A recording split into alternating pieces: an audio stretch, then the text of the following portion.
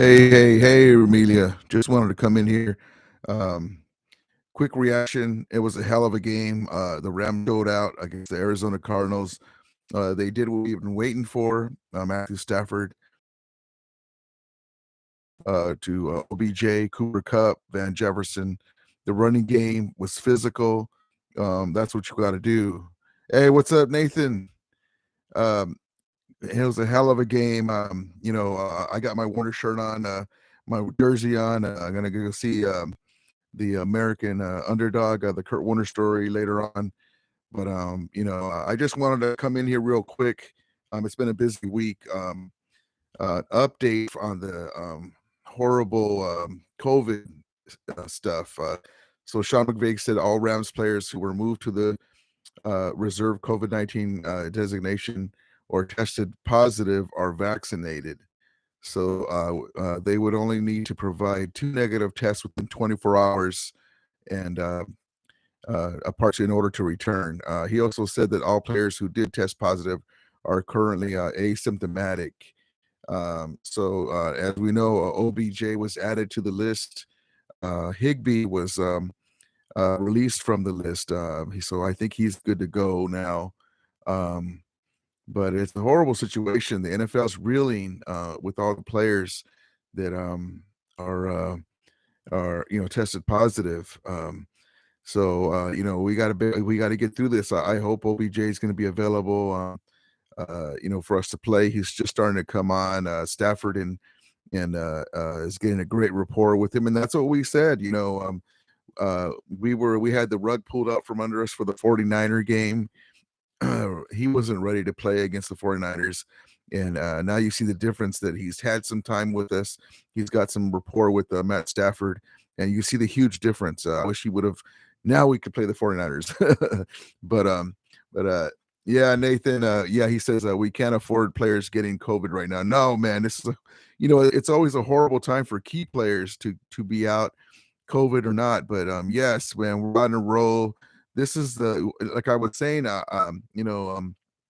was just had a good feeling that the Jaguar game was going to be a springboard for us to get everything right.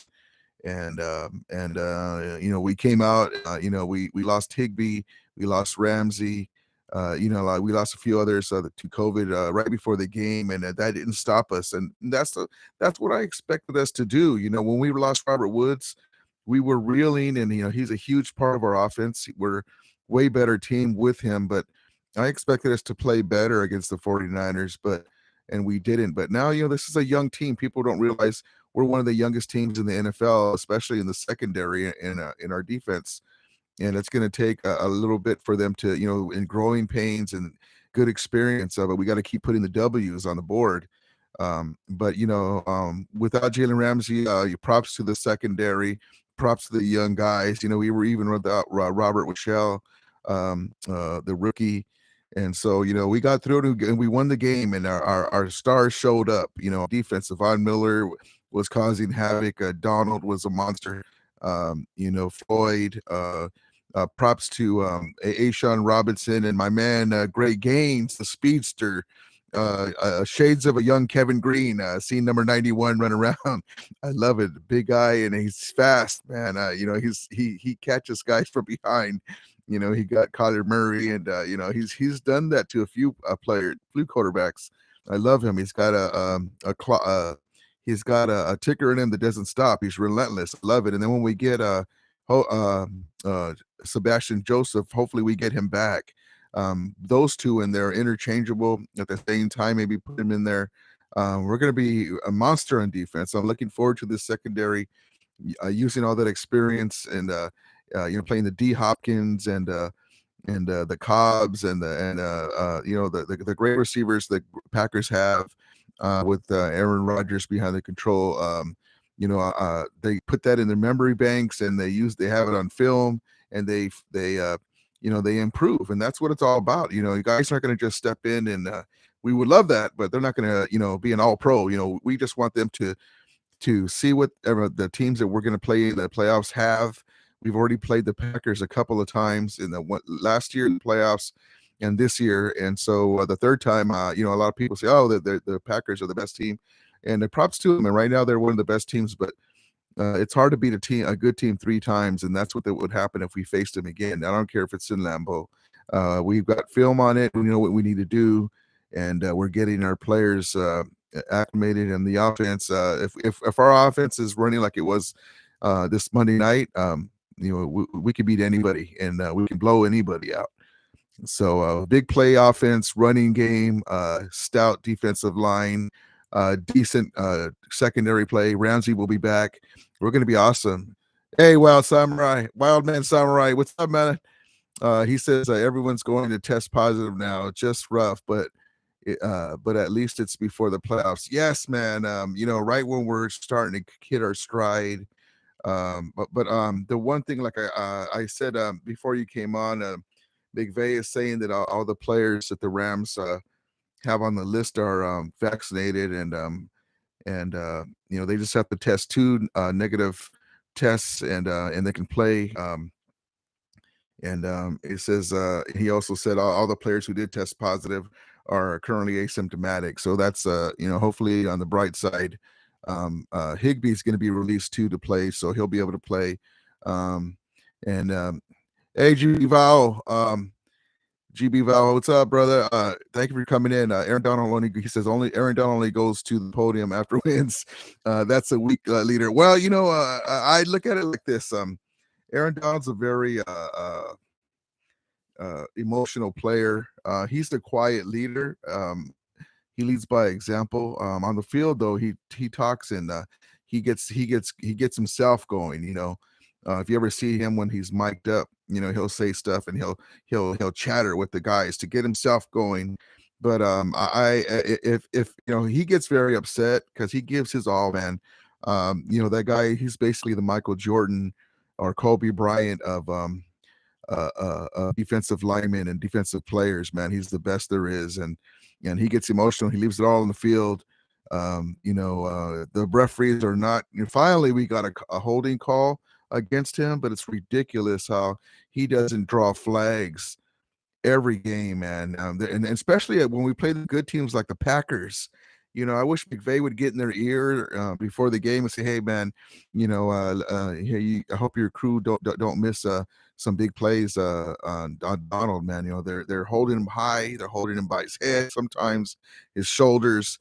I hope you guys don't miss calls, because there was a couple plays in the Packer game where they scored and they held Donald. You could almost call it every play, but at least give the guy a couple. He's a first ballot Hall of Famer. But yeah, GB Val, I think he's just so disappointed, and he doesn't want to say the wrong thing. But yeah, I can see what you're saying. It'd be nice if he went up there and say, well, you know what, we need to do better. At least just give him a few sound bites. But maybe he gets emotional, and he doesn't want to say the wrong thing. So I remember when we lost the 49ers, and God bless him, when they were asking him about Debo, and he's like, who? And then that started the whole thing. Unfortunately, we haven't beat them yet. Maybe he doesn't want one of those things. Give the opponents some chalkboard material. But that doesn't bother me. He doesn't go up there. He doesn't want to go up there. That's fine. But the main thing is he showed out. 3 sacks. Aaron Donald. Without Jalen Ramsey in our young secondary, played a hell of a game. We could have had a couple more picks down the stretch. These guys need to. There was 2 straight picks on that last drive, I think it was, or one of the last drives that the Cardinals had, and we should have had a pick. The game should have been over a long time ago. GP Shadow, hey, what's up, brother? Refs usually swallow the whistle on AD getting held every. Man, that's what I'm saying. I don't want to be a crying one of these guys that cry for calls, but this is Aaron freaking Donald, man. If you barely touch Tom Brady on the quarterback situation, they're gonna throw. You're gonna see a sea of flags. And look at Matthew Stafford. This is why we get pissed off as NFL fans, because we just want a fair game. We understand that the star players are gonna have advantages because they get calls, but Aaron Donald is a first ballot Hall of Famer. He's a 3-time defensive player of the year.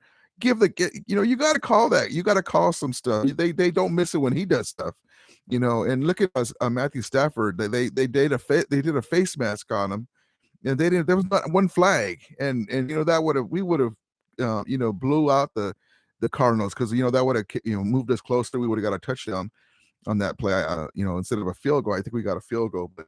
They didn't even call that. If that's Aaron Rodgers or anybody else, they don't. They would have threw a sea of flags. So, yeah, Aaron Donald always gets hosed, especially when we play the good teams. I don't know if there's something that we can do maybe before the game. Like I said before, we can do some psychology with the refs. Hey, I really love this crew that's refereeing this game. They never miss anything. I'm glad how they notice that teams are holding Donald, especially, and they like to they call it. I love this crew. Give them some props so they'll keep it up. Maybe they'll start doing that. But yeah. Wild Samurai says, gotta roll back to work. Horns up, brother. Thank you, brother, for coming in. I appreciate it, man. I just had to come in here and say, and I got my Kurt Warner jersey because I'm gonna go see the American Underdog. If you guys don't know about it, it's the Kurt Warner story. It's a movie about his life, and that we had here in California at the AMC Theater. There's a sneak peek today, so I was able to get tickets for that. So I'm gonna go see that in a little while. But thank you for coming in, Wild Man Samurai. I appreciate it, brother. And but yeah, I just wanted to let you guys know, McVay was saying that all the players who tested positive for COVID are vaccinated. They have to do 2 negative tests within 24 hours, and they could play. And all the players that are currently tested positive are asymptomatic. So there's some good news there. Hopefully, we won't be missing the key players. Ramsey and Higbee hopefully will be back. OBJ, and now that he's starting to take off with Stafford, he'll be back. Hopefully, knock on wood, he'll test negative in 2 straight times so he can play. So we'll see what happens. But I really love how this wide receiving crew is getting the rapport with Stafford. He's spraying the ball around. The long ball, and that's what we were missing. Remember, besides turnovers, that's a huge thing that we're not having. Thank you, Stafford, for playing like we know you can. He's back to the way he was early in the year. No dumb plays, no dumb picks, no dumb no dumb turnovers, period. And the long ball's back. The dimes, the long dimes, the reason why we got him, the big plays. He took a huge hit and he threw one at the last minute, stood in there in the pocket and over the middle to OBJ, and OBJ with those wonderful big mitts caught it. And so we're rolling right now. We just got to keep it up. Hopefully OBJ will be able to play, and we'll be able to go get in there and do it. So this team, like I said, our death was by the media, and a lot of other fans was premature. They were already throwing dirt on us. They like to let Matthew Stafford have it, talking about, oh, this is the first game that he's beat with the team over 10 wins or some stupid crap like that. And I'm like, he came from Detroit. Don't forget he came from Detroit. I mean, one guy is not a whole team. As you see, he's with the Los Angeles Rams, and we lost 3 straight games. It's not about just one player.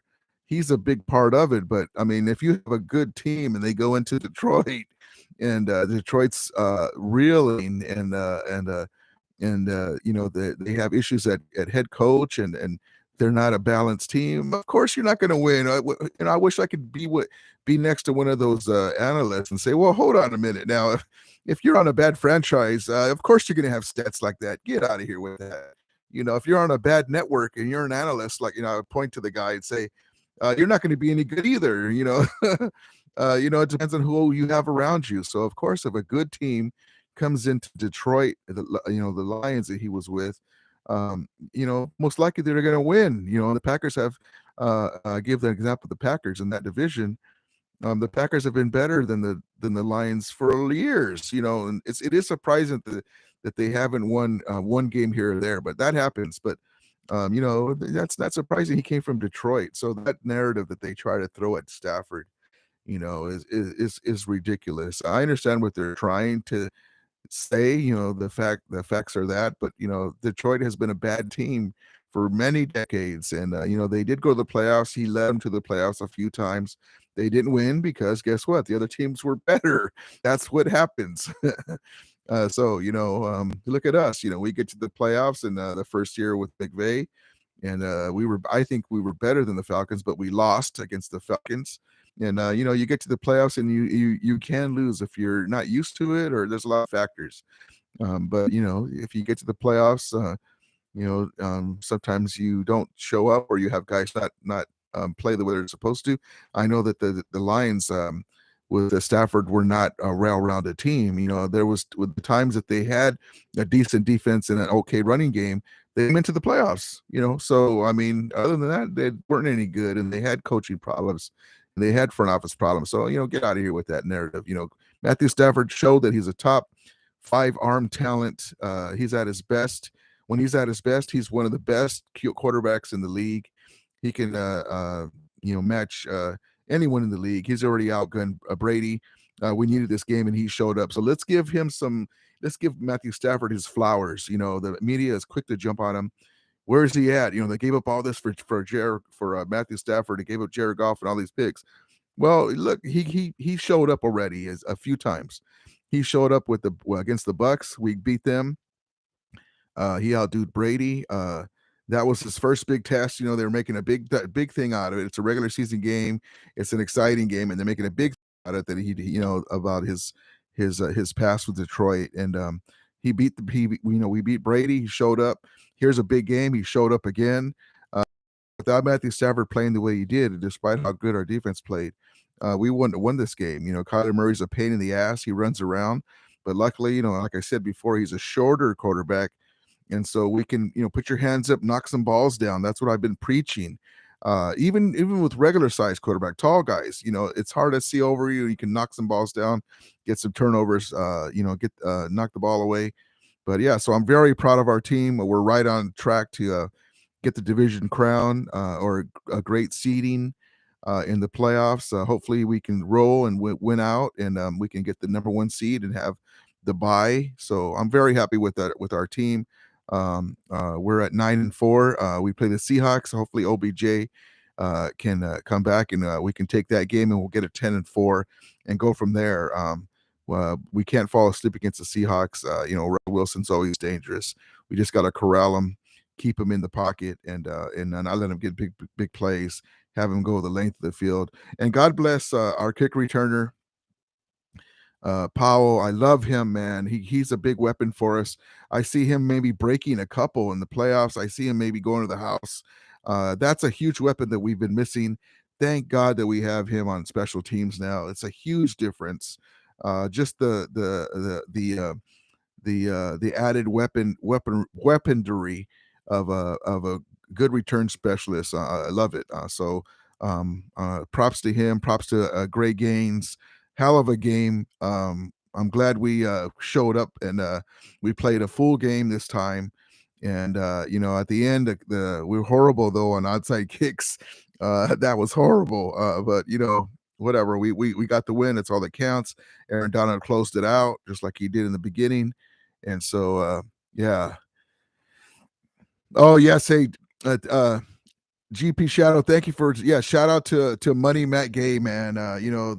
He's another godsend. Remember we were going through kickers, and we found this guy, and God bless him, man.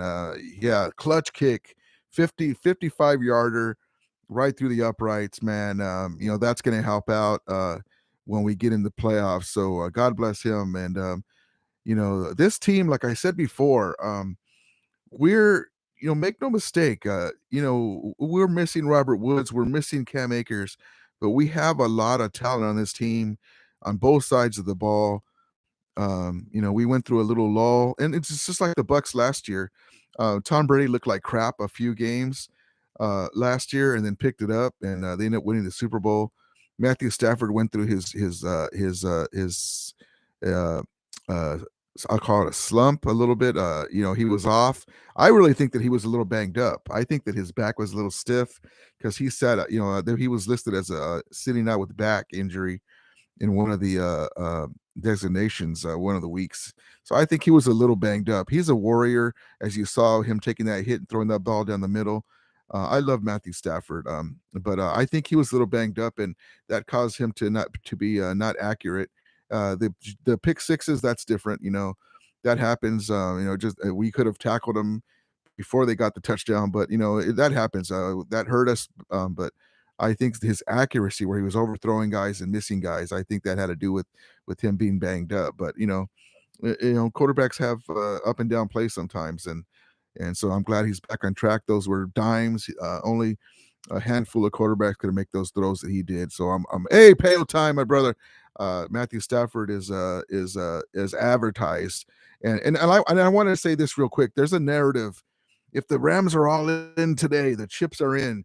If they don't win this year, they're trying to say that it was a bust. Well, of course we'd be disappointed, but we didn't get Matthew Stafford for just 1 year. Remember that. This narrative, like I said, I wish I could sit next to these analysts and say, wait a minute now. So you're saying that they got Matthew Stafford for 1 year? They want to win this year, of course. They got him because they want to win. We have the players to win, but we're going to be there next year, the year after. Les Snead and the guys are going to, re-sign him, get his contract where it's going to be cap friendly as much as it can. We're going to extend the cap next year. We're going to have compensatory draft picks. I think Les Snead said they keep talking about we don't have picks. We have like up to 8 compensatory picks next year with all the guys that we lost in free agency and stuff like that. So we have picks, and with our drafting of late round studs, we'll be fine in that respect. But the golf money's going to come off the books, the Gurley money's going to come off the books. We're trying to see if we can re-sign OBJ. Hopefully he'll want to come back and help us out with a cat friendly contract. He deserves to get paid, but whenever there's a Les Snead and a Sean McVay and there's a way to do it. But yeah, I hate that narrative that if we're all in, if we don't win it this year, well, yeah, we want to win it. Nothing's guaranteed. There's good teams all around, but we want to have we want to have our best foot forward so we get the best players we can with the cap the way it is, and we put our hat in the ring. And so you were a contender, and that's all you can ask for. But we right now, as even without Robert Woods, with OBJ in there, we can win the Super Bowl. We just got to keep it going. But yeah, it's not just for this year. Next year and the year after, we're trying to win Super Bowl in the next few years. So I hate that narrative they try to use on us. But yeah, Pale Tom, I love everything you do, man. You're my round brother. Thank you for coming in. And then Pale Time says, I'm more excited to see American Underdog than Super Bowl, man. Yeah, well, I'm going to see that today, Pale. That's why I got my jersey on. Here in California, the AMC Theater had an early showing. I was going to go Friday, but then it opened up for today. So I reserved for today. So I'll be watching that later on today about 7. So I'm excited about that. I'm going to wear my jersey and, have my head up high. Basically, to me, in my mind, the Cardinals have the better record, but we're the best team in the NFC West. Make no mistake. We're better than the Cardinals. They got us this earlier in the year, but we're 9-1 versus the Cardinals.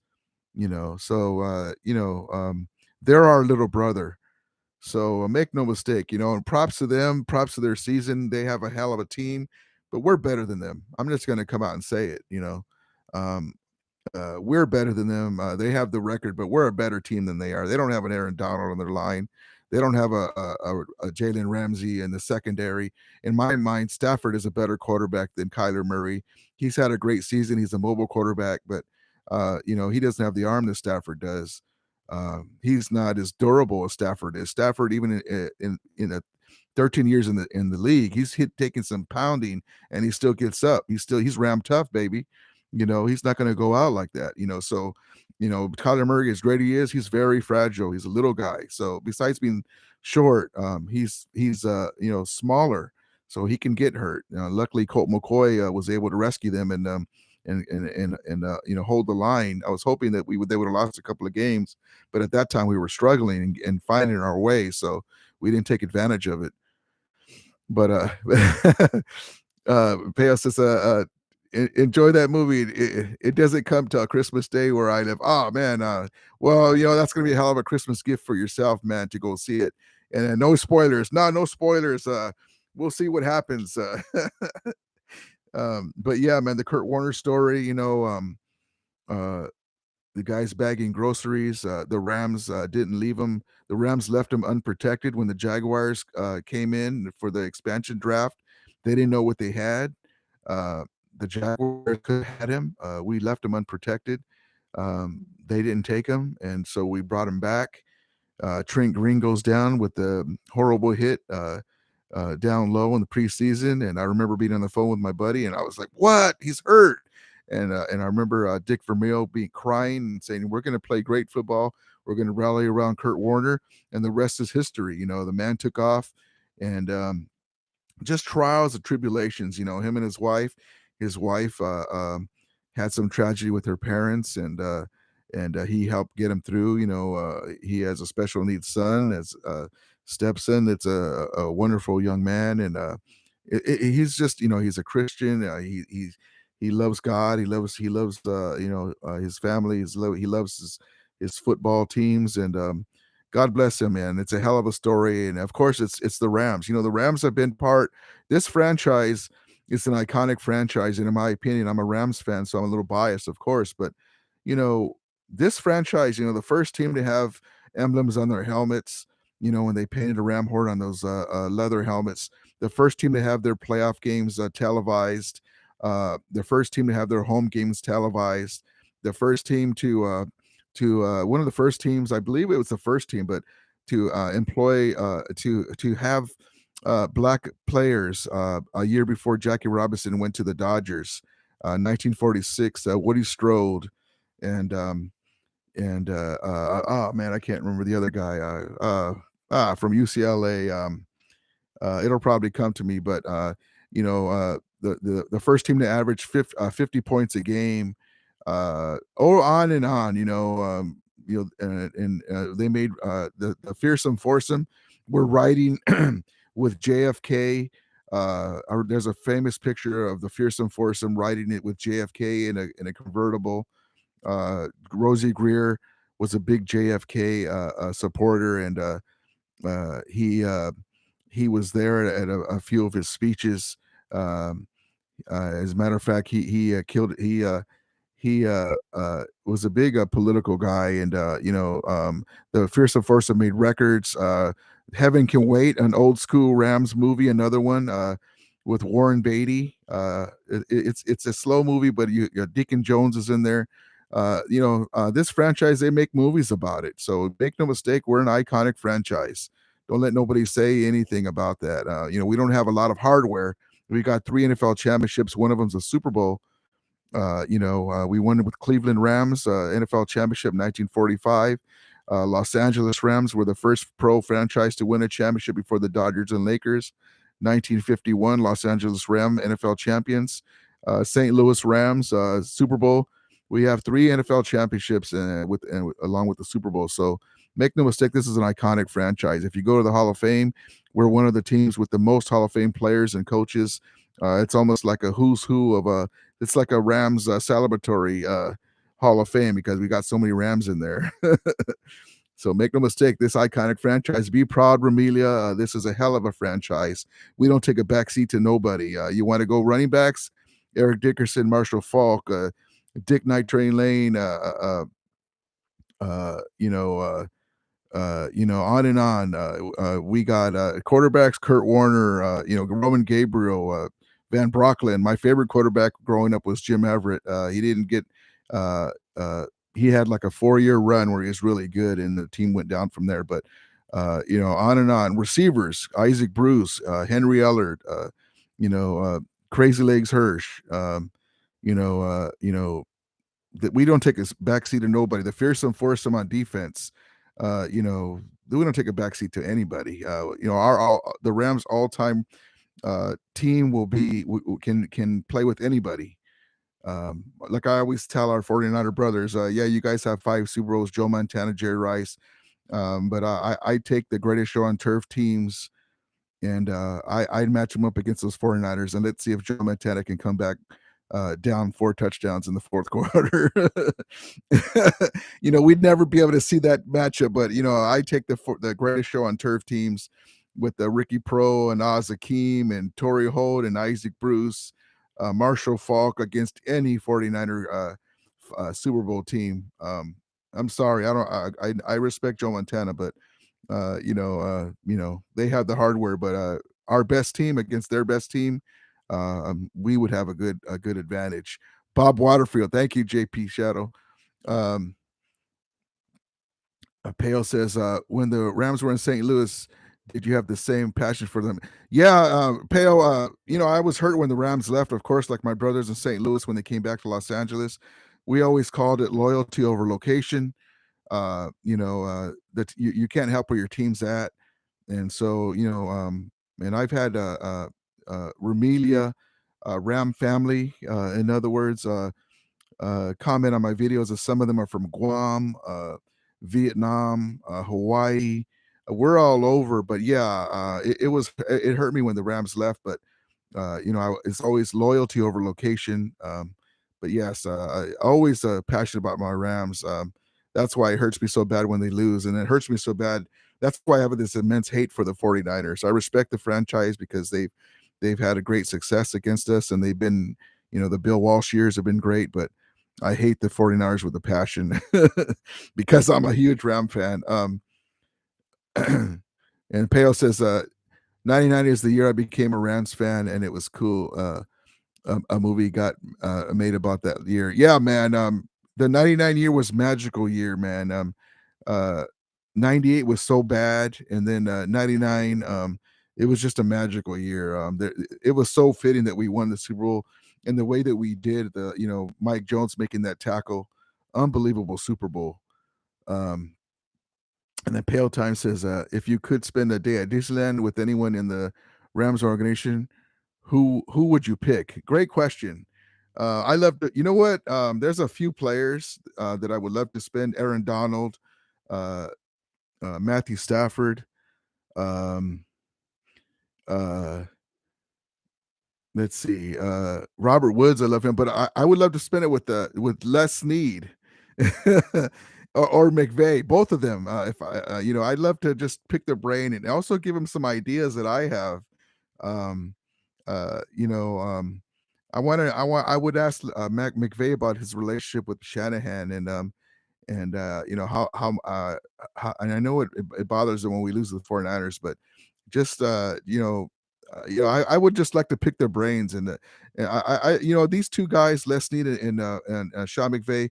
Les Snead has taken some lumps and he's made some mistakes, make no mistake about it, but these guys have changed the culture. They've made the Rams what they are right now, man. I'm very proud of these two guys. McVay for changing the culture. We have a winning culture now in Los Angeles Rams. Stars want to come here. This is the Showtime Hollywood Rams. Celebrities come. We have a beautiful stadium, the crown jewel of the NFL. And Les Snead is putting a talent in the cupboard. Even with the draft picks that we had to get rid of, the higher draft picks, we've made out with the Cam Akers and the Robert and the Cooper Cups late round draft pick studs, and we've got free agents. I'm really thankful for these two guys being part of our organization. Um, and Pale says, nice. And and then he says, Pale says, I'm seeing Spider-Man tomorrow. Oh, awesome, man. I have tickets for that too. But have I seen the AU? No, I haven't seen that one yet. AU. And then GP Shadow says, I wasn't a fan yet in 99, but I've watched old game footage and documentaries on the old seasons. Oh, man, GP Shadow, do yourself a favor, brother. Go on YouTube and before 89, there was a 1989 Rams. That 1989 Rams, Los Angeles Ram team, before the 99 season and in recent history, was one of the most explosive teams in the NFL. that team split with the 49ers in the middle of their heyday, and they were merciless. I mean, the great we talk about the greatest show on turf. That was the closest thing we had in Los Angeles in the 80s. Jim Everett would throw 31, 30 some touchdowns. He'd spread the ball around. You had Flipper Anderson and Henry Allard with over 1,000 yards each. You had Pete Houlihan at tight end, a 700 and some yards catching.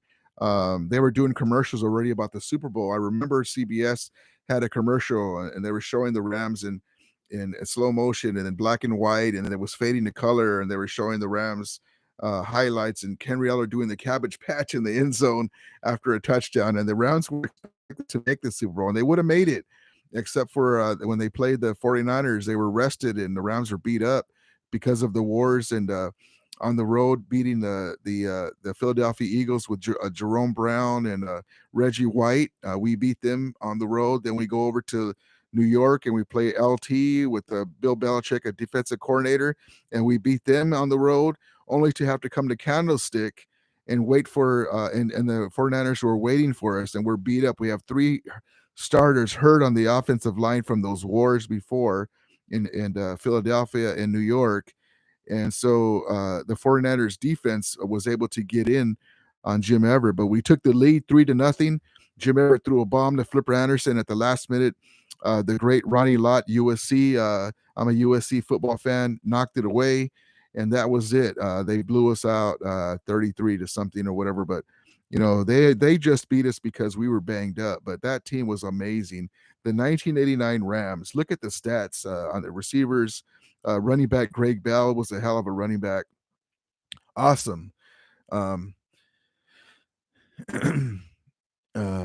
yeah, anything you can read up on the Rams, GP Shadow, it's amazing, man. You know, from Carol Rosenblum taking over the franchise. I think he had Denver, and then he took over the Rams, and the way the Rams got their name, the Rockford Rams, and uh, amazing. You just got you. It's amazing. Hey, my Niner brother, CG Ruthless Sports. What's up, brother? Um, but yeah, man. Yeah, I'm seeing reviews on the Spider-Man movie. I try not to see too much because I don't want it to blow it for me. But yeah, but yeah. So yeah, we're like I said, we're 9-4 guys. We're where we need to be. Um, we got to keep the 49ers off of us. Now that CG's in here, props to the 49ers are getting themselves right. But there's still 2 games back. I'm looking forward to the 49er game as GP Shadow says, sounds like a heartbreaker. Yeah. Oh, you guys are talking in there. Okay. So yeah, I'm looking forward to the 49er game as always. We owe them. Hopefully we can play like we did against the Cardinals. But we got Seattle next. We got to win this game here. Get to 10-4. The Ravens are reeling with Lamar Jackson has an ankle. Maybe if we play them, he'll be beat up, but he's always tough. He's a mobile quarterback. That'll hurt him against us. We just got to play him similar to how we did Kyler Murray, but they're a little bit different of a quarterback. But Oh, yeah, the 89 season, man. Oh, it was a heartbreaker, man. We were expected basically whoever won between the Rams and 49ers in the 89 season, we already knew we were gonna win the Super Bowl if we got past the 49ers because we had the Broncos were waiting to get beat up. If the Rams would have got past the 49ers in 89, we would have whipped the Broncos. The 89 Rams were an amazing team if you go back and look. As a matter of fact, now that my brother CG's in here, the 89 Rams, the heartbreaker was a Monday night football game. Jim Everett and the Rams are whipping the Niners' ass. It was something like 27 to 24 to 10 or something by halftime or something. Jim Everett was dealing. Everyone shows the footage of the 89, that last game where the offensive line was beat up and they got in there and they crushed them he went down a couple times because the pressure was so immense after those 2 wars. Our offensive line was beat up. But Jim Everett and the Rams with Flipper Anderson and Henry Allard could go up to Candlestick against Joe Montana and Jerry Rice, and they could beat them. There was a Hall of Fame caliber crew over there with Ronnie Lott and Charles Haley and Joe Montana and Jerry Rice and on and on. Roger Craig, John Taylor, and the Rams would beat them. They would beat us in Los Angeles sometimes, or we'd go to Candlestick and beat them. As good as they were, as long as we had Jim Everett, Flipper Anderson, Henry Ellard, we gave them all they wanted. They're lucky that we didn't keep Eric Dickerson. If we would have had Eric Dickerson instead of Greg Bell at running back, and you had Flipper Anderson and Henry Ellard with Jim Everett in his prime, the man won back to back in an era of Dan Marino, Joe Montana, Randall Cunningham. One of my other favorite quarterbacks that's not a Ram, John Elway. Jim Everett led the league back to back in touchdowns. The greatest show on turf was in LA for a little while with the '89 Rams. It was the same offense that the Cowboys won the Super Bowls with in '92 with Ernie Zampese, but we ran it better. We had more explosive team than they did. We just didn't have the defense. But go back and look at it. Troy Aikman is known as a great quarterback, but he didn't have explosive numbers because of that running game with Emmitt Smith. Jim Everett had explosive numbers, and we ran the same offense. And matter of fact, the '92 team was considered one of the best Cowboys teams. The LA Rams with Jim Everett running the same offense played them in Dallas, and guess what? The Rams beat them. It's just one game, but we could beat anybody with Jim Everett. That's one thing I love about Matthew Stafford. Matthew Stafford, as long as we have him, we could beat anybody. And the '89 Rams team was amazing. Unfortunately, right after that year, guys retired. We lost a few guys. And then they brought in Ground Chuck Knox, and before you know it, 6 years later, they were in St. Louis in the '95 season. And but yeah, so the 1989 Rams. You look it up, man. If you ever see some highlights, just go on YouTube and put 1988 Rams, and there'll be some games. But that Monday Night Football game versus the Niners, Joe Montana comes back, beats us by 3 points. I think it was 27-20, 30-27 or something like that, 27-24. We were whipping their ass, and then Joe Montana throws 2 5-yard outs to John Taylor, and he takes it to the house. And then we had some turnovers, and oh man, that was a heartbreaker. And that basically made us go to the wild card. If we were in the division champion, we wouldn't have had to go to those wars and Philadelphia against Jerome Brown and Reggie White. And then we played LT and Belichick's defense in New York, and then have to play Candlestick against Charles Haley and the crew, rested and ready to play, with 3 hurt offensive linemen on the Rams side. So, that was a hell of a wars. Amazing. Hey, Johnny G, what's up, brother? Thank you for coming in. Ram Power, he says. Yes, that's right, baby. Los Angeles Rams football. Props to my brothers all around the country, my St. Louis brothers.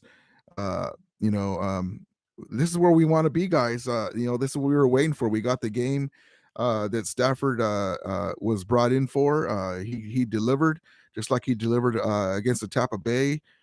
We just got to keep it rolling now. Johnny G says, puro pinche Rams. Yeah, that's right, Bray. But yeah, man, I'm looking forward to the game at SoFi Stadium. I'll be back over there against Seattle. I hope that, like I was telling my brother Peo on his show, with the El Rey Chente, with the rest in peace, the late Vicente Fernandez passing away. We have the Ram Mariachis. I really hope it would be amazing for them to do a tribute. I expect they might, but it's been a few days since his passing. But I would love for the Rams to come out, with maybe a tribute banner of him, and have the Rams come out with the Ram Mariachi singing a Vicente Fernandez song, and the Rams come out to the field like that.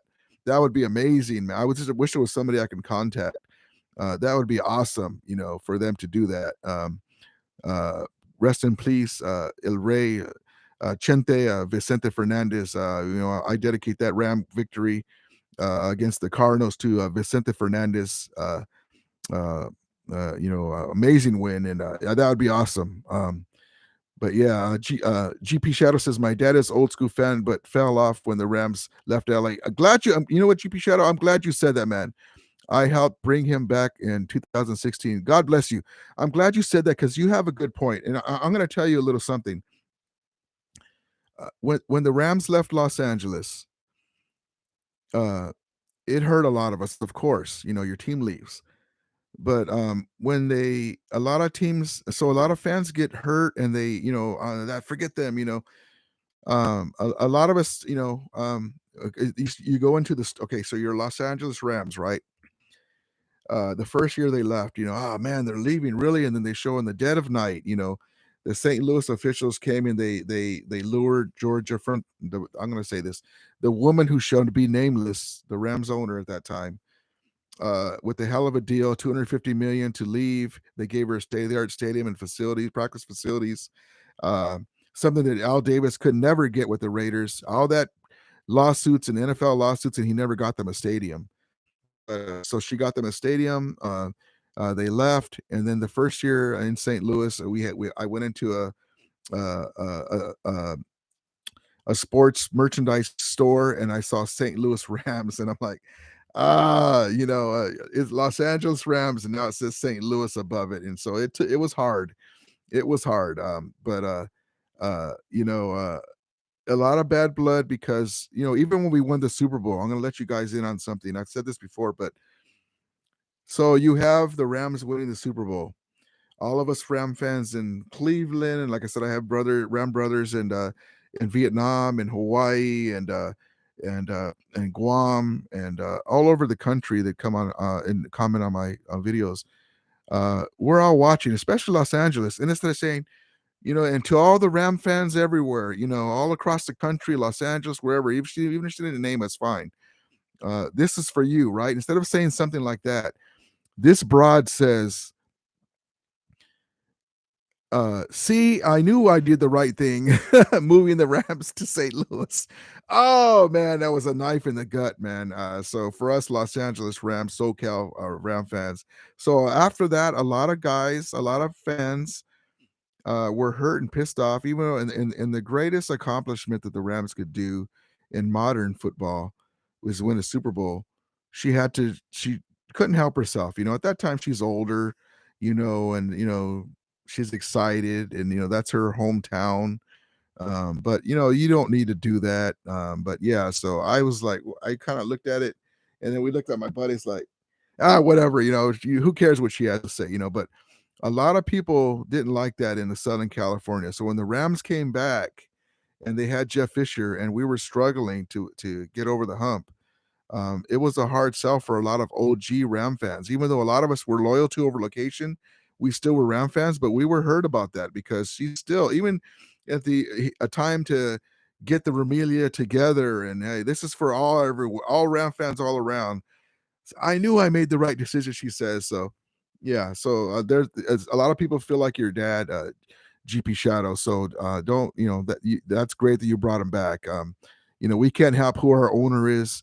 We're but yeah, he says rest in peace. Yeah, Vicente Fernandez. But yeah, so I'm glad you brought him back. So I wanted to just let you in there. Oh, hey, Payo, I'm sorry I didn't see uh, uh, I gotta go to work. Oh, God bless you for coming in, man. Rhymulators, ready, set, go. But yeah, Johnny G, he says, repping the Ram Nation in the Dallas area. Thank you, Johnny G. I didn't know you're from Dallas. Good, brother. You can wear that Rams hat up high and just let them know how we took them out of the playoffs in the 1979. We retired Roger Staubach, uh, Vince Ferragamo, Billy Waddy, Preston Denard, Cullen Bryant went into Dallas, and we beat them on the way to the Super Bowl in Dallas. Vince Ferragamo with a big play over the middle to Billy Waddy, and he was gone. And the next year, Roger Staubach retired. So I like to say that the Rams retired him. But yeah, Roger Staubach was a great quarterback. But yeah, so we beat them in the 1979 playoffs. We beat them in the 85 playoffs with Eric Dickerson running for 248 yards. And Dieter Breck at quarterback, average little quarterback, but he basically carried us to the NFC Championship game in 1985. So we knocked the Cowboys out in 79. We knocked them out in 1985. And then more recently, we knocked them out in 2018 playoffs with Jared Goff. So wonderful. Yeah. Put your head up high with that Rams gear in Dallas and tell them what's happening when it comes to the Rams. They can call us daddy over there when it comes to that. McVay's 3-1 against Dak and the Cowboys too, by the way.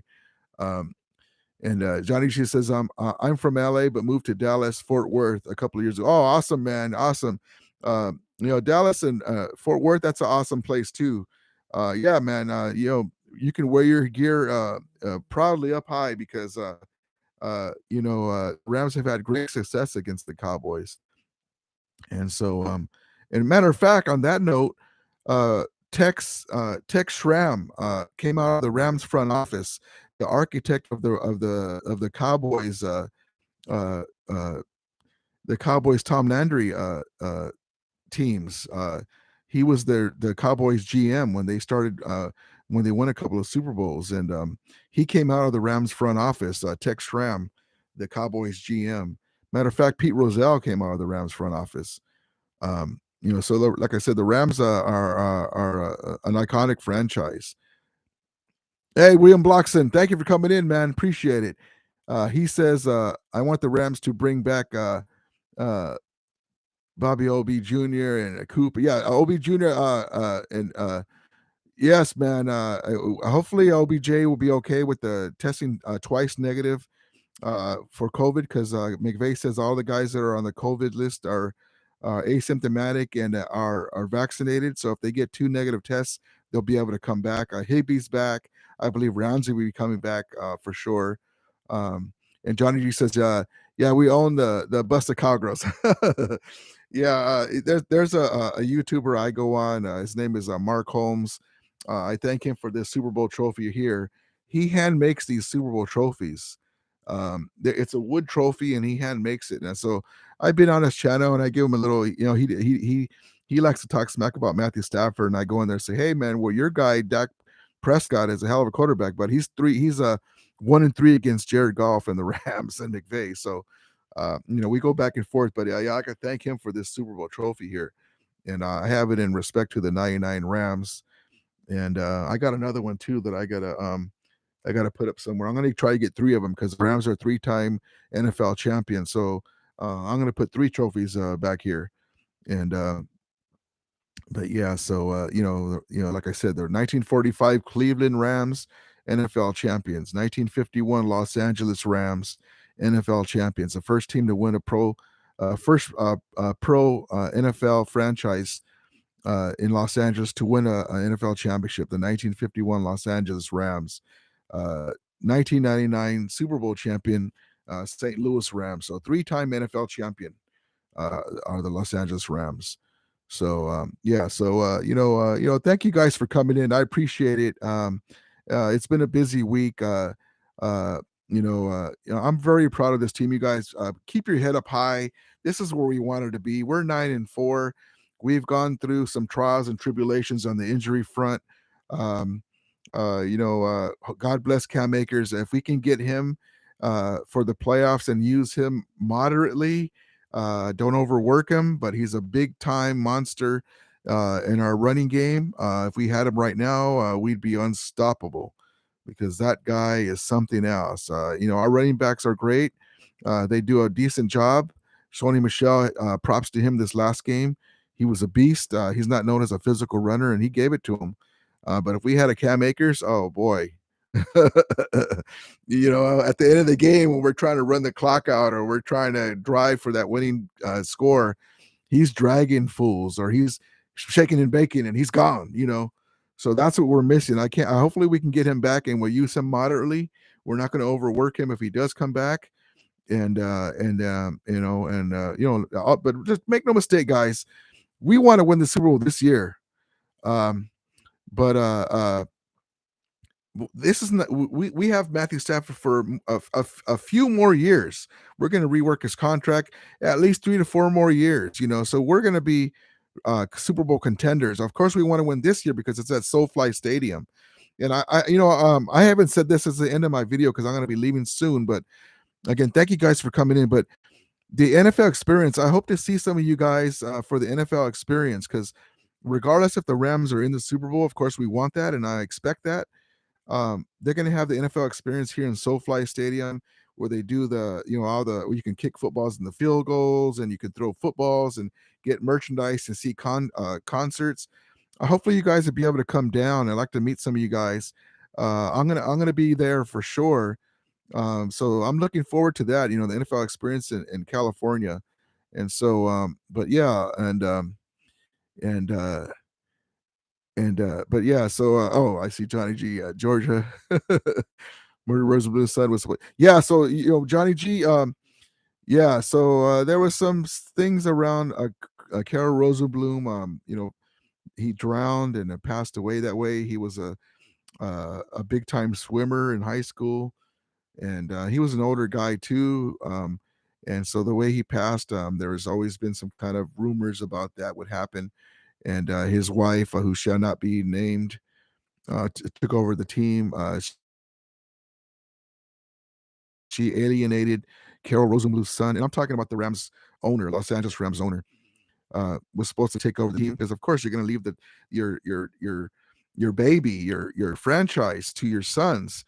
She alienated the team, the sons, the stepsons for her, and she was able to take over the team, and she never gave the Carol Rosenblum sons uh, high spots in the organization or any say, and so she ends up moving the team to St. Louis, and who knows? But I just know this: if Carol Rosenblum didn't pass away, he passed away right around the time that the Rams went to the Super Bowl versus the Steelers. This is the Los Angeles Rams former owner. And then his wife, who shall not be named, took over the Rams after he passed. If he didn't pass away, because he wanted to win, he was uh, Al Davis Maverick type. He knew what he had in the Los Angeles Rams. He wanted to win. If it wasn't for him passing away, he would have had something to do with the 49ers not being so great in the 80s, because he would have got teams to combat them. When the Rams got up to a point where they had Eric Dickerson and they were like on the cup, they just needed a couple more players to get over the hump. He would have got players to get us over the hump. We probably would have had 1 or 2 Super Bowls in that time period. But he passed, and Georgia was there. I said her name. The woman who shall not be nameless was there, and the other owners kind of didn't take her seriously. Um, that's why when we went to Anaheim Stadium, it was supposed to be a ploy to get them to remodel the Coliseum. And this isn't my opinion. This is the way I read it. They were just gonna go to use Anaheim Stadium as a tool to try to get them to get them to remodel the Coliseum, because they didn't want to remodel it and upgrade it or get their own place. And so they said, well, forget you, then we're going to Anaheim Stadium. But then Carol Rosenblum passed away, and then she took over, and the NFL owners didn't take her seriously, and they wouldn't get any leeway to get the Rams a new stadium. So ultimately she left. Hey, William Blackson says, I remember Deacon non-acting as yeah, Deacon Jones. He's in the movie Heaven Can Wait, the Warren Beatty movie about no spoilers.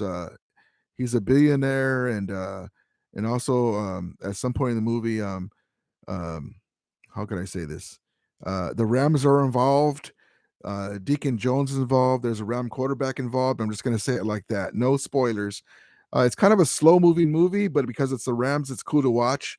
And at the end, no spoilers. It's amazing because the Rams played the Steelers in the Super Bowl, and it's pretty some neat stuff in there with that regard, and that's all I'm gonna say. But to get a chance to watch it, it's called Heaven Can Wait, and it has the Rams. Deacon Jones is in there, little cameos, but it's a cool movie, a little slow moving. It's an older movie from the '70s, but it's cool because it's the Rams, so check it out. But yeah, I'm gonna call it a day, guys. I appreciate you guys coming in. I'm so happy, everyone. Ramelia, my Ram brothers and sisters, rejoice in what we have. We're so grateful that we're 9-4. We've had our trials and tribulations. Like I said, Cam Akers is not there. Robert Woods is not there, and we're 9-4. We have our struggles, and we're right there with the best records in the NFL, a game or two off. So, we're right where we want to be. So we just got to keep it going. Hopefully, OBJ will be able to come back with 2 negative tests and be back. The rapport. Matthew Stafford looks amazing again, and let's do this, man. Let's get excited. It's gonna be we're gonna have a lot of fun times these last few games. It's gonna be exciting. I'm looking forward to that 49er game at the last game of the year. Hopefully, we can play like we did against the Cardinals, and I want to see Aaron Donald walk off. And matter of fact, I'm going to take a Rams gold chain, and I'm going to give it to Aaron Donald so that way he can do the interview like Debo did with the gold chain. But we'll see what happens. I'm excited, guys. This is a great time of the year. God bless you guys for coming in. I appreciate it. We'll be back with more videos, and thank you, guys. And as we always say, Johnny G has one. The movie Jinkus and Super Bowl. Yeah. Well, I don't want no spoilers, but yeah, I can see how you say that. But it was cool how I'll just say this: how Jared Goff had the number, that in that movie, So that was cool too. That was we had high hopes when Jared Goff went to Super Bowl, remembering that movie in that same number 16. But yeah, thank you guys for coming in. Johnny G, thank you guys for coming in. William Blockson, appreciate it, man. God bless you. GP Shadow, appreciate it. CG, thank you for coming in. Payo, my brother Payo, time. Melina is I don't know what she had said there, but okay, thank you for coming in. GB Vile, thank you for coming in too. Wildman Samurai, thank you for coming in.